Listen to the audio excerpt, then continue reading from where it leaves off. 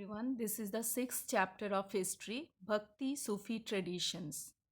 And this is the third video of this chapter, and we will be discussing two topics in this video: the growth of Sufism, the Chishtis in the subcontinent. So, let us start the growth of Sufism. In the early centuries of Islam, a growth of religious minded people called Sufis turned to asceticism and mysticism in protest against the growing materialism of the caliphate as a religious and political institution. They were critical of the dogmatic definitions and scholastic methods of interpreting the Quran and Sunnah adopted by theologians. Instead, they laid emphasis on seeking salvation through intense devotion and love for God by following his commands and by following the example of the Prophet Muhammad. The Sufis thus sought an interpretation of the Quran on the basis of their personal experience. Khanqahs and silsilas. By the 11th century, Sufism evolved into a well developed movement with a body of literature on Quranic studies and Sufi practices. The Sufis began to organize communities around the hospice or khanqa, controlled by a teaching master known as Sheikh, Pir, or Murshid. He enrolled disciples and appointed a successor. He established rules for spiritual conduct. Sufi silsilas began to crystallize in different parts of the Islamic world around the 12th century. The word silsila literally means a chain, signifying a continuous link between master and disciple, stretching as an unbroken spiritual genealogy to the Prophet Muhammad. Special rituals of initiation were developed in which initiates took an oath of allegiance, wore a patched garment, and shaved their hair. When the sheikh died, his tomb shrine became the center of devotion of his followers. This was because people believed that in death, saints were united with God and were thus closer to Him than when living. People sought their blessings to attain material and spiritual benefits. Thus evolved the cult of the Sheikh, revered as Wali. Some mystics initiated movements based on a radical interpretation of Sufi ideas. They ignored rituals and observed extreme forms of asceticism. They were known by different names: Kalandars, Madaris, Malangs, Haidaris, etc. Because of their deliberate defiance of the Sharia, they were often referred to as Be Sharia. The Chishtis in the subcontinent, life in the Chishti Khanqa. Of the groups of Sufis who migrated to India in the late 12th century, the Chishtis were the most influential because they adapted successfully to the local environment and adopted several features of Indian devotional traditions. The Khanka was the center of social life. Sheikh Nizamuddin's hospice on the bank of river Yamuna in Gyaspur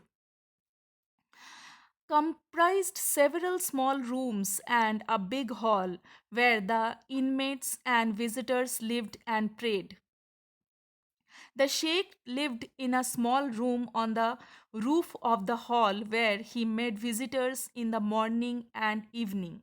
A veranda surrounded the courtyard and a boundary wall ran around the complex. On one occasion, fearing of Mongol invasion, people from the neighboring areas flocked into the Khanka to seek refuge.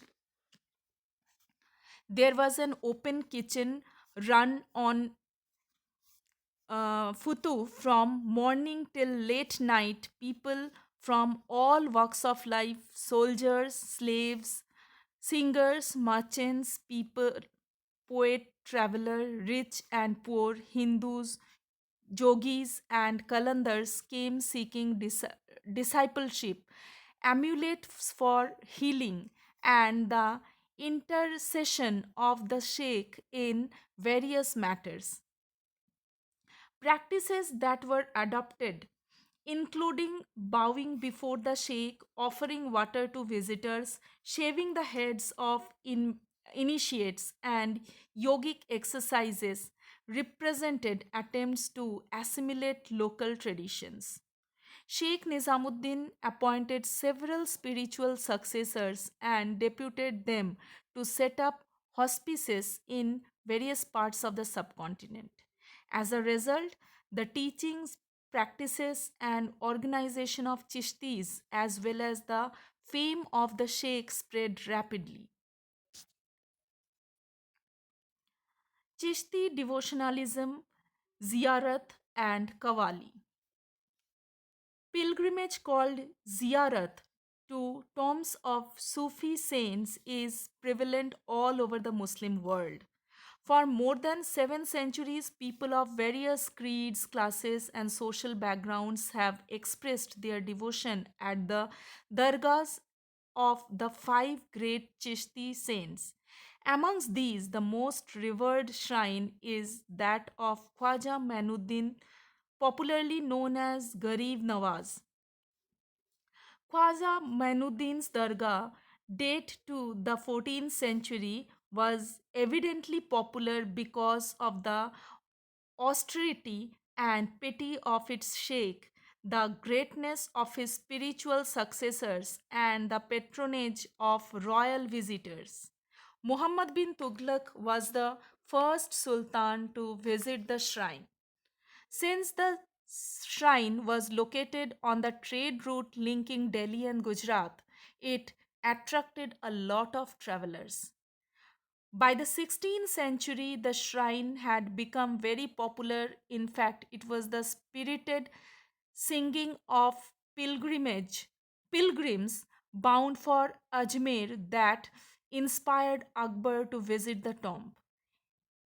Each of the visits was celebrated by generous gifts which were recorded in imperial documents. Also, part of ziyarat is the use of music and dance, including mystical chants performed by specially trained musicians or qawwals to evoke divine ecstasy. The Sufis remember God either by reciting the zikr or evoking his presence through sama or performance of mystical music. Language and communication. In Delhi, those associated with the Chishti Silsila conversed in Hindavi, the language of the people. Other Sufis, such as Baba Farid, composed verses in the local language which were incorporated in the Guru Granth Sahib. Others composed long poems or masnavis to express ideas of divine love using human love as an allegory. A different genre of Sufi poetry was composed in and around the town of Bijapur, Karnataka. These were short poems in Dakhini. These poems were probably sung by women while performing household chores.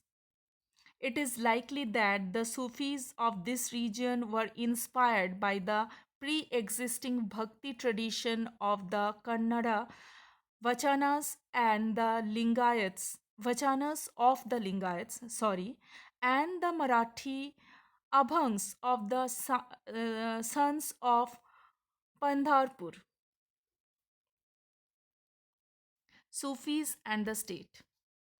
A major feature of the Chishti tradition was austerity, including maintaining a distance from worldly power. The Sufis accepted unsolicited grants and donations from the political elites. The sultans, in turn, set up charitable trusts.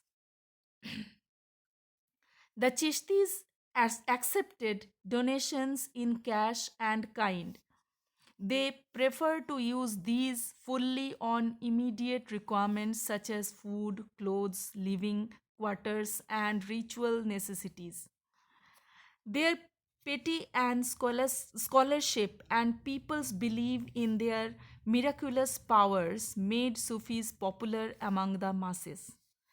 Kings did not simply need to demonstrate their association with Sufis, they also required legitimation from them.